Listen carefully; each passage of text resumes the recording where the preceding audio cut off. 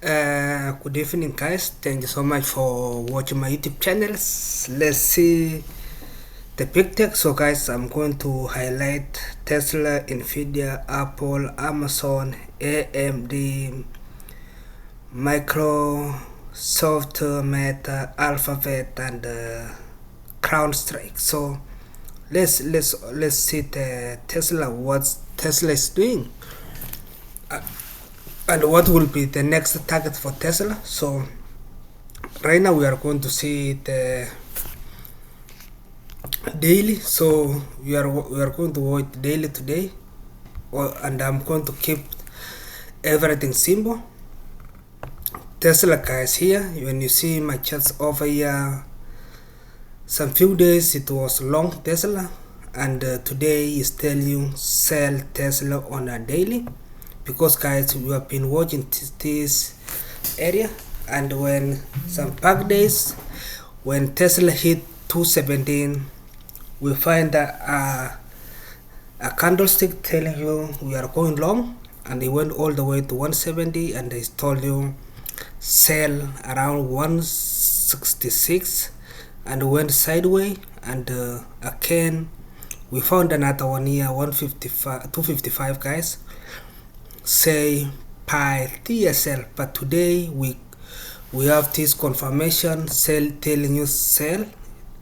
If you have a stock, like if you are a trader, you need to sell the today candlestick that we closes. And when you check all the way on market day here, Tesla is now officially bearish.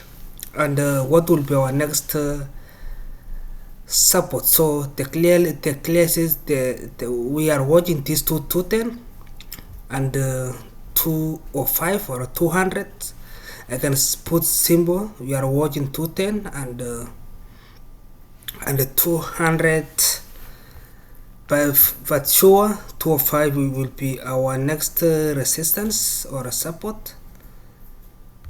That's where we are going to watch Tesla. And guys, I will go to play another video, Kramer talking about the big tech. Okay, that's where, guys, everything is bearish right now. NVIDIA, I will go to tell you, I will keep you in short. This is where we are watching NVIDIA around this area. In fact, it's not that area. So NVIDIA, without any doubt, right now people are saying they will buy around 110 here, but I was looking some of the technicals. NVIDIA is going around 90 something dollars. So yeah, everything is going down. And NVIDIA, if you are going to buy NVIDIA right now, you should wait until we closes. It's going to drop another 15%, around $95 here. But they are talking between 106 and 101. And for me, I see, like, officially we are on the bearish. Yeah, we are on the bearish. All coin, Apple, yeah, Apple symbol, we are going to see 206, and this area that we are consolidated before, around 96. If, like, for me right now, I'm going to wait around 200 here, around 197, and it's 9% down. Remember, guys, in next 2 weeks everything will be done. We are going to make at least bottoms. Yeah, we are going to watch the bottoms. Amazon 166. Amazon right now is 160 something, but now this thing is on bearish right now. We are going to watch between this area 173 to 166. In short right now, because we are going to watch this area 176 and 166. That's where for me is here. 176 is likely. Yeah, 176 and yeah, 166 on Amazon, Amazon already is down since hit here, guys. Amazon, remember, Amazon is less volatile, but I was looking at the stock technical say in next 3 months is coming down to 130, so it's already, from here you see, it's 12% to hit here, and that's I think that's enough for Amazon to hit next 12. Yeah, Amazon, guys, is always moving slowly. Yeah, it's always I think I can call it's always more safer than Apple because it's moving less. AMD, guys, it's already say a short AMD, and AMD is going to be going back to 120 to $100 on AMD. I was doing another technicals. Anything deal with microchip is very bearish. I'm telling you, anything deal with microchip is very sad. If you see already AMD break every resistance, and you are watching this, you see this area, remember this, it was April last year around 142. Whenever you break 142 here, it's going to 120 to 100. It's going to drop another 40% or 20% to 100 here, to 100. Yeah, it's going to, from here to 100, it's going to be dropping between 28%. Yeah, AMD is more volatile. Yeah, I'm telling you, AMD will be more volatile. Remember, Microsoft always is very strong, and the area we are watching is will be $400, $408, you see over here, and somewhere down here. Yeah, CrowdStrike, I think it's already Meta, guys. Meta is going to have earnings very soon, and it's already showing a lot of weakness also. I think, guys, we are going to watch this area, which is holding strong on Meta around 460 has been holding, and we are going to watch tomorrow, and the earnings is coming on the end of it's coming on Wednesday next week, like today. And the way we are watching is the same as where I was doing some videos back days, which is 420. So this thing, guys, I don't think if it's going to pump. I'm not sure. I think this round might be plumbing everything, guys. Earnings this round, if you watch any big tech earnings, either will be good or bad, is always going down. So we are watching this breakout. In fact, I'm going to watch Meta more than any other stock, because Meta always after earnings, after 2022 crash, Meta earnings is always killing it. Is going upside, and this round maybe things may be changing, guys. Remember, the politics is election is coming, and everything is many things are making some correction. The last one will be Alphabet also crashed, and 172 from this area. And if you watch Alphabet over here, it's already down around 10%, and I think Alphabet from there 164 is where you can buy Alphabet. 163, 164. Tomorrow everything is going to be red again, but next week everything may be going to turn green.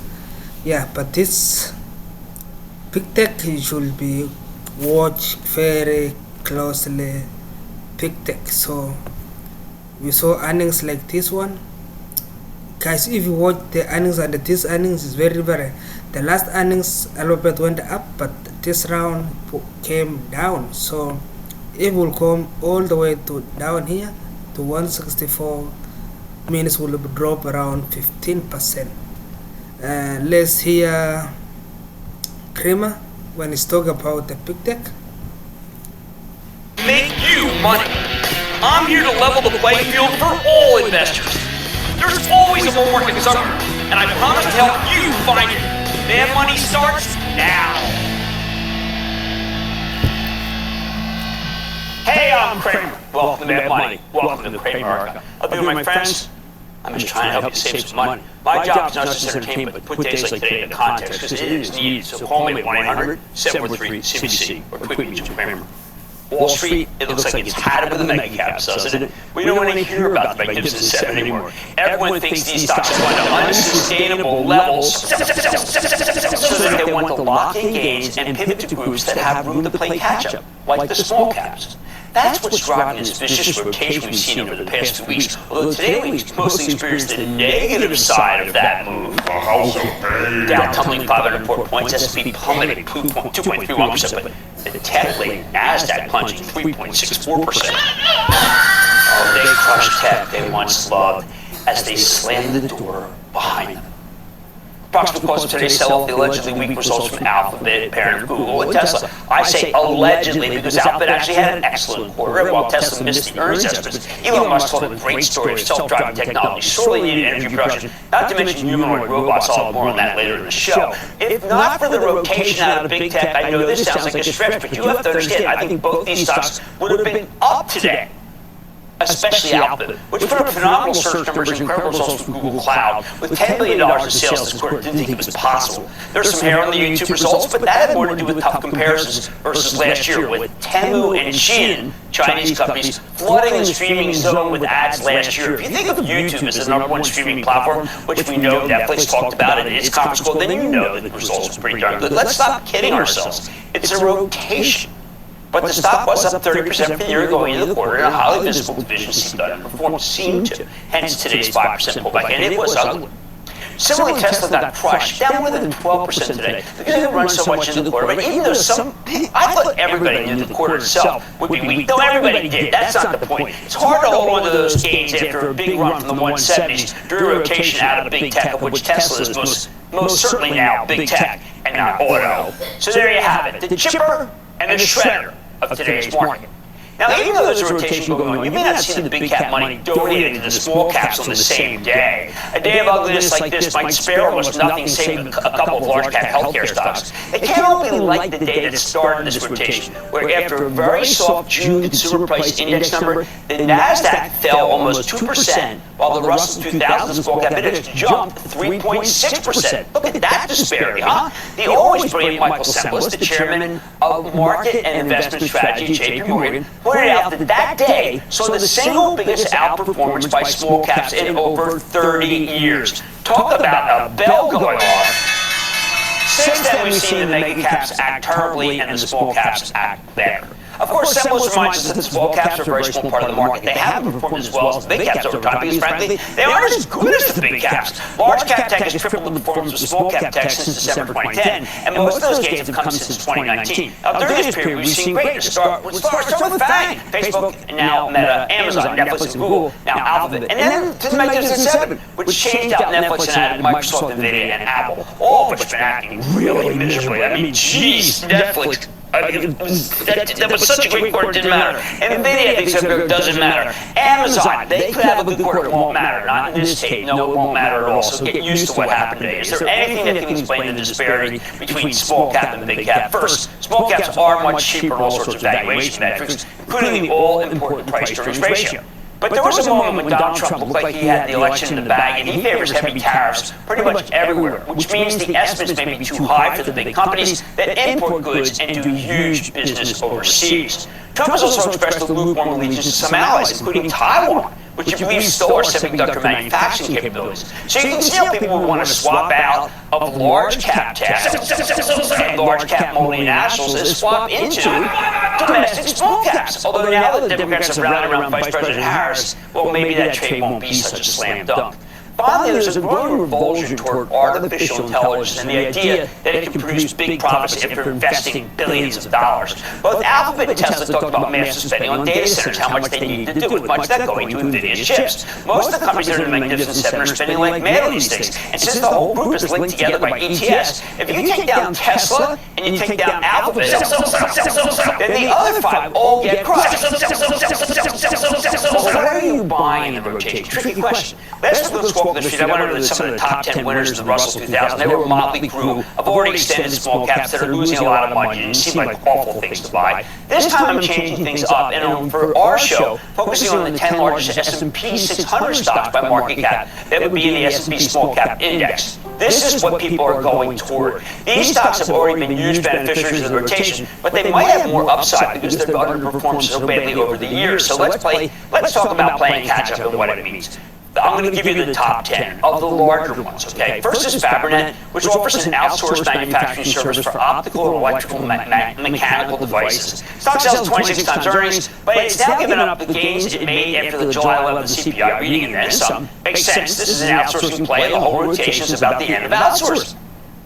Next is ATI, the old Allegheny Technology. It's the best specialty steel company on earth, including stainless and tungsten. ATI has gone from 57 to 60 and it sells for 24 times earnings. Much of its steel goes into aerospace. I really like it. That's a small cap you want.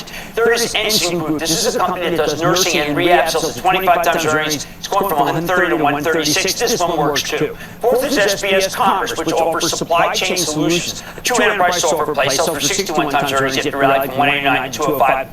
No thanks. Fifth is Mueller. I know this. I remember when it was spun off from an old steel company in the 1990s. Mueller is an old-fashioned metal bender which makes aluminum and copper forgings cheap, 14 times earnings, even though it's gone from 57 to 65. I like it a lot. Sixth is Insight Enterprises. Works with information technology and assembled devices, including those involving AI. Trades at 20 times earnings. It's already jumped from 196 to 217. I can't play. Seventh, Meritage Homes, good old home builder, sells for 9 times earnings. After seeing stock surge from 163 to 196, move too much. I prefer Toll. Eighth is a classic industrial, SPX Tech, which specializes in heating, ventilation, and air conditioning. Trades at 28 times earnings, although the stock's unchanged since the rally began after getting hit hard last week. No thanks. I will take Carrier. Ninth, there's Installed Buildings, which installs residential insulation, garage doors, shower doors, and gutters. 21 times earnings, jumped from 221 to 248. I still like it. Finally, there's Comerica, considered by many to be the worst mid-sized bank in the country.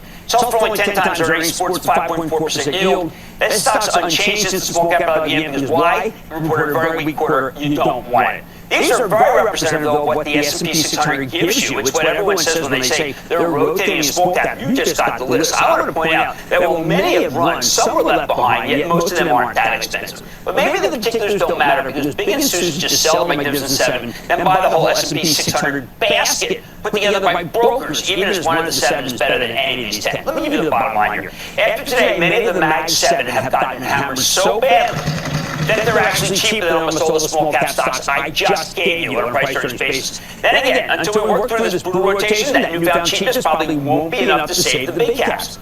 Only lower prices will accomplish that. Ouch. Mark and I are Mark. Good evening, Jim. How are you today? I don't know, a little rattled here, Mark. A lot of my favorite stocks got crushed today when some really lousy stocks went up. So it's kind of upsetting me. What's happening? Yeah, there were a lot of brown shoes, weren't there? Yeah, that's exactly the problem. Lots of brown shoes. Why healthcare went up too, man? You were on the case, Mark, in Iowa. How can I help you? Well, Jim, I'm seeing the story change for a company in the not well-liked EV space. They're entering into a partnership with an OEM company that will provide them with billions of dollars to further develop their EV software. Also in the deal, they will share their advanced electrical engineering expertise with that company. The partnership will lead to lower vehicle costs. Yes, guys, that is they listed the 10 stock that you should buy right now. Yeah, I was checking some of them right now, and yeah, guys, thanks so much. Enjoy your day.